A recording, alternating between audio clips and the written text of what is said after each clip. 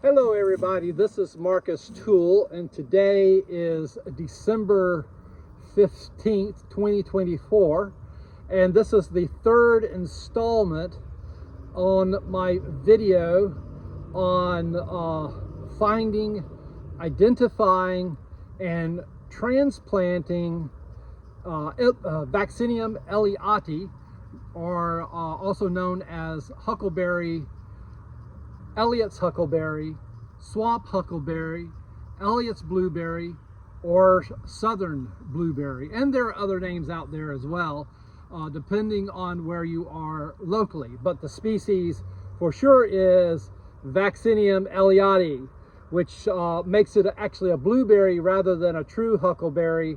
And even the term huckleberry is usually, in most places around North America, just refers to whatever a wild blueberry type berry is in that local area to begin with. But without any further ado, let me show you where I am. I'm in the orchard.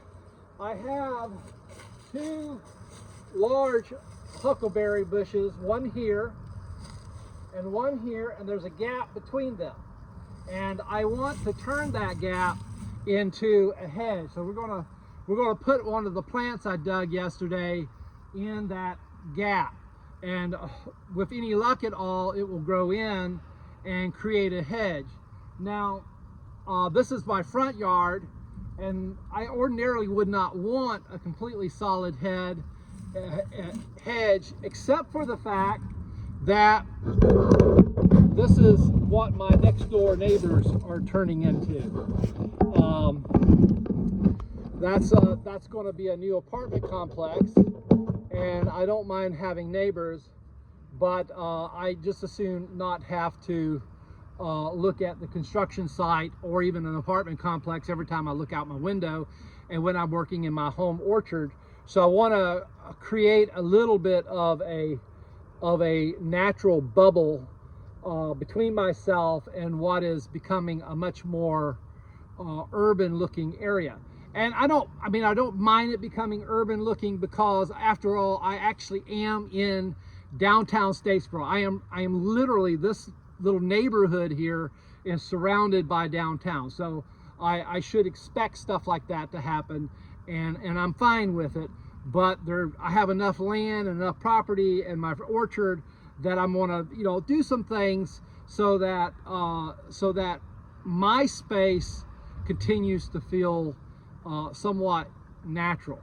So anyhow, without any further ado, we're going to start preparing the ground for the huckleberry bush. Now I have it marked for myself where I want to dig, because I have the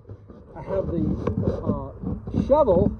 It's not quite where I want it, but it's close enough that I know that my camera is pointing at it. Okay, so right now what we have here is lawn. And let me see, I can pull this up a little further so that you can not only see me but also hear me. So what we have here is lawn. We have a huckleberry bush here. We have a huckleberry bush here. We have another one here. So it makes sense for the new one to go kind of in between here. I have, to my right here, you can see the twig of it. This is a persimmon tree that's going to come out, and it's going to be replaced with a plum tree. So there's going to be a sizable tree to the right that's going to get much bigger eventually than the persimmon tree has gotten so far. And I love persimmons, but I can sell plums, and that's, when it comes to why am I replacing the persimmon tree with a plum tree, that's the simple answer. I love persimmons, but I can sell plums. And that persimmon tree has never really been productive to begin with. And the possums like persimmons so much is that they usually get them before they're ripe enough for me to want to pick them. And so that's an issue here. Now, since I'm planting a blueberry plant, now the reality in my yard is that long term, the the grass will come in around the blueberry bush, but short term, a young blueberry bush really isn't going to compete well with the competition. So I gotta get the grass out. And so when you got a solid lawn like this, I find the easiest way to get it up is to start with a line in the center of where you're going to dig, and you just kind of, like so, you just kind of knock the dirt out of it. Every time I see the dirt in my yard, and I just marvel at this beautiful black dirt that I got blessed with. Trust me, soil in Bullitt County, Georgia is generally not like this. It is usually either red clay or gray or white sand. So having this good black dirt, sandy loam soil, is a true blessing around here, and kind of a special thing. Now, if you're planting blueberry bushes and huckleberry bushes far enough apart to where you could walk between them, they need to be about 9 feet apart unless you're going to keep them vigorously pruned. With high bush blueberries, you could probably get away with 6 feet apart. With rabbit eye blueberries, you could probably get away with 8 foot apart. With Vaccinium Elliotti, don't get super tall, but they do get about 8 foot, and they just spread out and make these humongous bushes over time. And you ever have to dig a big one up, in comparison to high bush blueberry or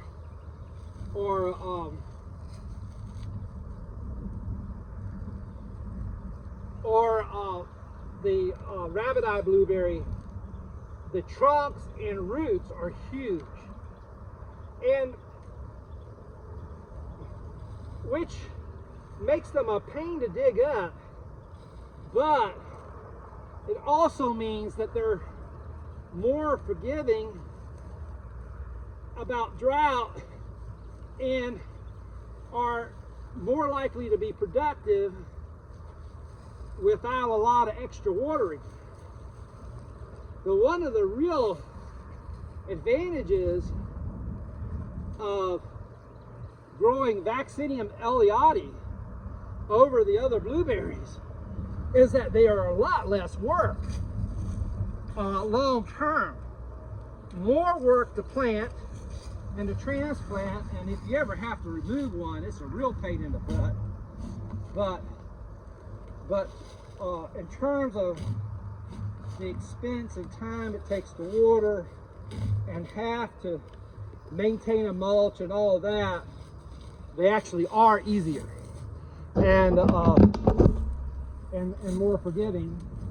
And of course, this is the plants I'm planting. We're just doing just fine out in the wild with absolutely zero care. So there's that. Now we're getting this soil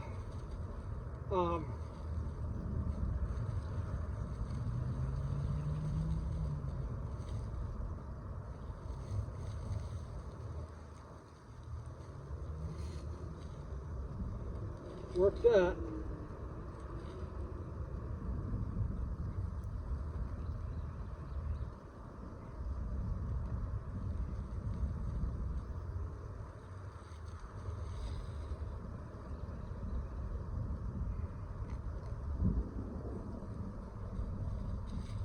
So for this spot, I'm going for about a 2 foot square area of dug up soil. I don't want to make it too big.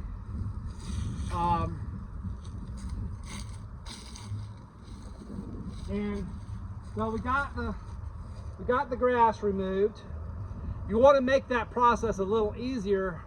Come in about a week before and spray the area with a contact herbicide like Roundup. I know some people aren't going to like conversation about chemicals, but as you notice, I'm not using it today, and I use it very sparingly. But if you're cultivating a lot of land, it sure does make it easier and less expensive.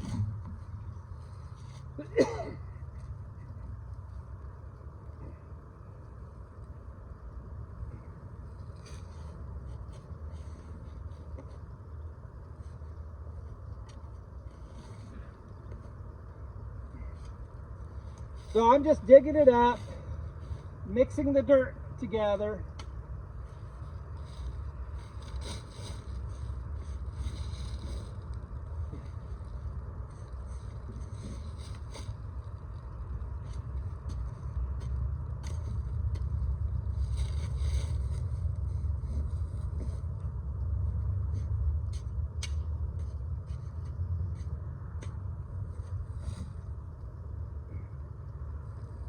All right, so that's probably good enough for now.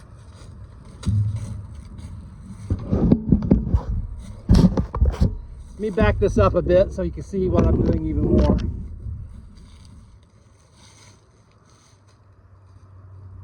Yeah, that's better. All right, so we got the hole there. It's big enough. It would probably be better if I made it about without another 6 inches around each side, but for the sake of the video, I'll do that later. But for the sake of the video, I'm not going to do that right now. Now this bush is about 4 feet from the trunk of this bush over here, and it is about 6 feet, maybe 8 feet from the trunk of this bush, really big bush over here. And my hope is that over time they'll just kind of grow together. This tree is younger, but it's also slower growing. This tree's been growing real fast and has gotten real big. This is about 12 years old, and this one's probably about 6 or 7 years old. And this young tree is going to take it, well, when it's 6 years old, it'll probably look like that. So so it's not going to fill the area overnight, that's for sure. That I removed this persimmon tree, and it gets a lot more light from the north, at least temporarily, might help it grow faster. And it's going to get some protection. There's a pear tree, my Tennessee pear tree is to the south of it. Let's see, you can see the tree there. It's in the yellow leaves, and that will help with reducing the late afternoon sun, and that's actually a good thing for a young huckleberry bush, especially one that has spent its entire life growing under a pretty hefty canopy. So now the next thing I'll do a little bit, and in this instance isn't really necessary, but it might be necessary for you, is I'm going to add in just a little bit of the leaf litter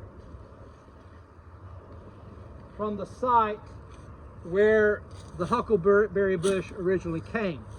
That's to introduce the mycorrhiza to that ground, that the mycorrhiza, which is the fungi that the blueberry has a relationship with for picking up nutrients. Now, here's the thing. I have a huckleberry bush there. I have a huckleberry bush there. They have huge, huge root systems. So I guarantee you their roots are already here, and those mycorrhizae are already in the soil. So I really didn't need to do that, but for the sake of introducing the idea to you, I went ahead and did it anyway. But because chances are, if you're watching this video, you may not have an established blueberry bush right next to where you're planting it. So you just mix that in a little bit. That was not about creating a mulch. That was simply about introducing the probiotic that this species needs to the soil. All right, next thing we're going to do is I'm going to pull out my huckleberry plant.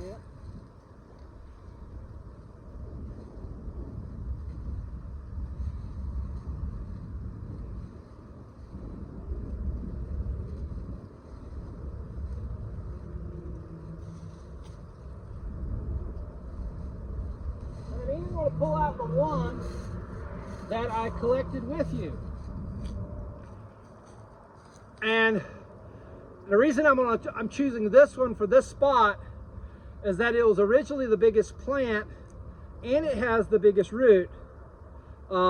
This is where it was attached to the original mother plant and to that huge, very hard root system. Another thing I want to emphasize: huckleberries have a much larger root system than the cultivated blueberries, and the wood is harder. They're harder to dig up. There's depending on how big it is. If you ever have to remove one, boy, that's a lot of work. But so just be aware of that. And the roots go deeper and the roots go further out, and but the good side of that, they are more drought tolerant.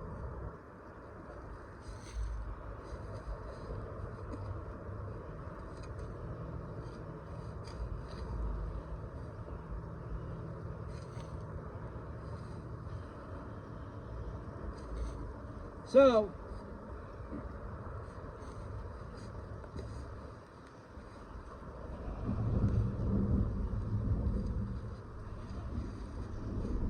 the taproot to this huckleberry bush is going to go down further than it would a normal blueberry bush. Now you want to plant the huckleberry bush at the same depth that it was naturally growing. And so when you look at the trunk here, there's a change in the bark. It becomes kind of reddish where it's underground, where it was originally underground. And here's kind of where the crown was, right in here. And so we want it right about that depth. And this is going to go further down. And I'm going to push the tip of this a little bit further down as well. Now you do want it to go all the way out so that you want the roots to spread. So that's forcing me to make this hole further out around than I otherwise would.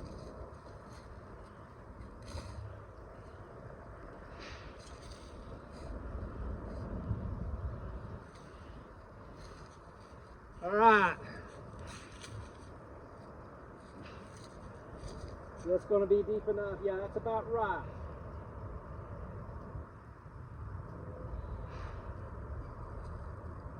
Get that grass out, because I don't want grass growing here, at least not for a couple of years anyway. All right. Now, what I really need is a hoe, but I don't have one with me.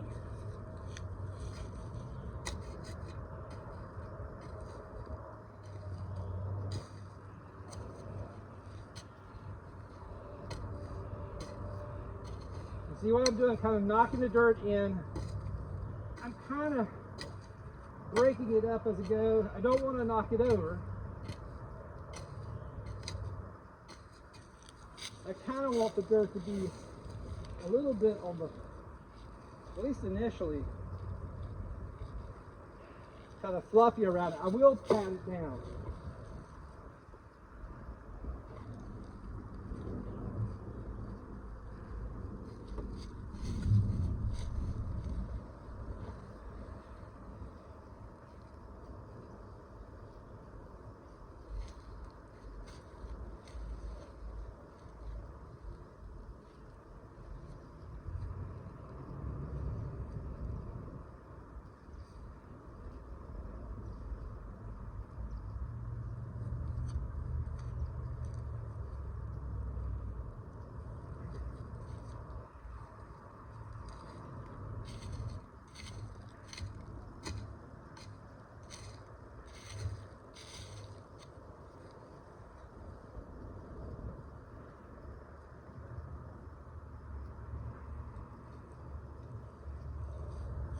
Now, the next thing I want to show you that I'm going to do here is I'm going to mulch the spot.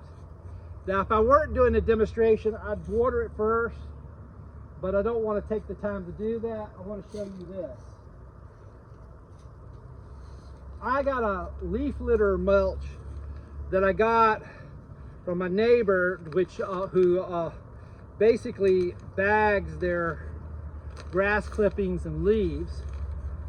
They actually have a lawn service that does that for them.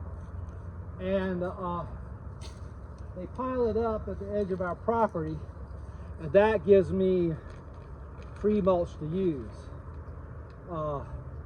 Really, a true pine straw would probably be a little better for blueberries, but this is good enough. In fact, it's gold. And I don't have to do anything to get it other than to just go get it. Doesn't cost me anything. So, all right. So what I did is I put down some newspaper, and it's several layers thick. It's just plain old newspaper, and that is going to produce a little bit of a barrier to weeds and grass and stuff trying to come up and assert themselves. And now the huckleberry is probably, I don't want it totally hugging the little trunks of the huckleberry, because it's going to send up suckers up around those two big stems. And quite frankly, the suckers are probably going to be the a more permanent feature of the bush than the original two stems. I can almost bet that that would be the case.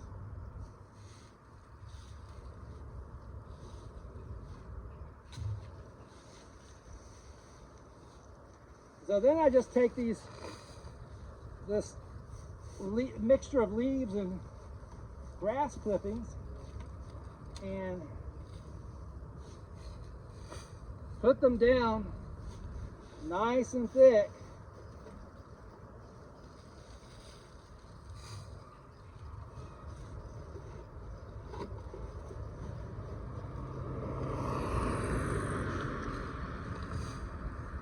Now the blueberry itself, you know, I said it has to be planted at the depth that it was originally growing, but they don't mind a nice thick mulch around them at all.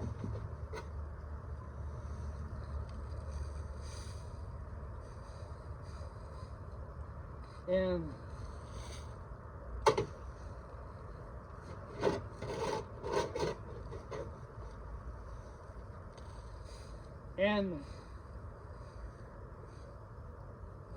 if you have a real sandy soil or a clayey soil, it becomes really important that you do this. This is a good, rich soil with lots of organic matter in it anyway. But there you have it. A new part, a new member of this huckleberry hedge, and it's going to fill it. Hopefully it'll live and fill this in. And since the parent plant had exceptionally good berries, I'm hoping to get really good berries. This plant has pretty good berries that are kind of bluish in looking. This one has really shiny berries that are pretty good, that ripen a little later. And then this one over here has berries that are almost as good as this one does. The only thing is that the bush has never really thrived. And in a later video, I'm going to discuss what I plan to do about that. Well, that's pretty much it for this video. Happy Advent. It's a nice warm day here. We've had some cold weather. We have some cold weather coming, and so far it looks like it's going to be a pretty good winter for us. Hopefully we don't go below the 20s, and hopefully we get plenty of chilling hours for the plum trees. But either way, it's beautiful weather today, and I'm wearing purple in celebration of Advent, and so happy Advent, and see you in the next video. Talk to you later.